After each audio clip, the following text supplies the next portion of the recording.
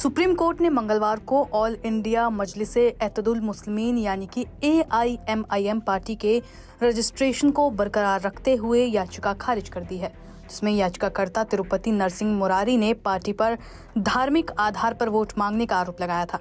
याचिका में कहा गया था कि AIMIM धर्मनिरपेक्षता के खिलाफ है। इस याचिका के जवाब में सुप्रीम कोर्ट ने कहा कि पुराने धार्मिक ग्रंथों की किसी भी शिक्षा में कोई बुराई नहीं है। अदालत ने क्या कहा? कोर्ट ने स्पष्ट तौर पर यह कहा कि धर्मनिरपेक्षता में किसी भी धार्मिक ग्रंथ की पढ़ाई या शिक्षा में कोई बुराई नहीं है। इस याचिका को खारिज करते हुए सुप्रीम कोर्ट ने आगे कहा, कई दल जातिगत भावनाओं का सहारा लेते हैं, ये भी चिंतनीय है। संविधान में अल्पसंख्यकों को कुछ अधिकारों की गारंटी दी गई है। पार्टी के घोषणा पत्र में कहा गया है कि वो उन अधिकारों की रक्षा के लिए काम करेगी। जस्टिस सूर्यकांत ने कहा कि ये समाज के हर पिछड़े वर्ग के लिए है। आर्थिक और शैक्षणिक रूप से पार्टी का संविधान यही कहता है। सुप्रीम कोर्ट ने कहा कि पार्टी का संविधान भारत के संविधान के खिलाफ नहीं है। ये तर्क है कि AIMIM किसी विशेष समुदाय के हित में काम करना चाहती है, इसे खारिज किया जाता है। सर्वोच्च न्यायालय ने याचिकाकर्ता को किसी विशेष दल व्यक्ति पर आरोप लगाए बिना सुधारों की मांग करते हुए व्यापक दायरे में नई याचिका दायर करने की स्वतंत्रता दी है।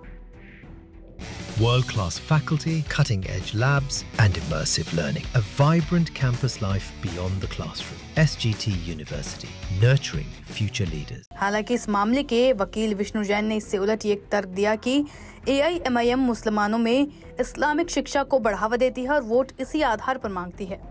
इस पर न्यायालय ने कहा कि अगर कोई पार्टी धर्म या किसी धार्मिक ग्रंथ का हवाला देती है तो इसमें कोई कानूनी बंदिश नहीं है। कोर्ट ने इस संबंध में दिल्ली हाई कोर्ट के 1989 के फैसले पर भी ध्यान देने की सलाह दी। अदालत ने कहा कि अगर कोई पार्टी सचमुच धार्मिक या जातीय आधार पर वोट मांग रही है तो उसके खिलाफ व्यापक याचिका दाखिल की जा सकती है।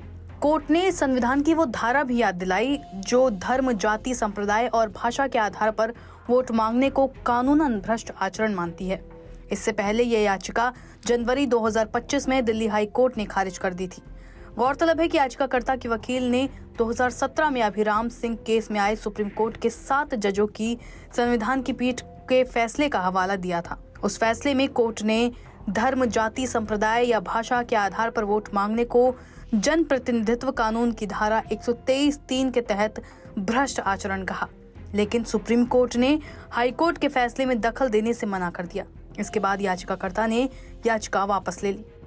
बता दें कि सुप्रीम कोर्ट ने अब साफ कर दिया है कि AIMIM का संविधान भारतीय संविधान के खिलाफ नहीं है। कोर्ट ने इस मामले में संस्थागत सुझाव दिए और आधारभूत विचारों को आलोचना के दायरे में रखने की स्वतंत्रता दी।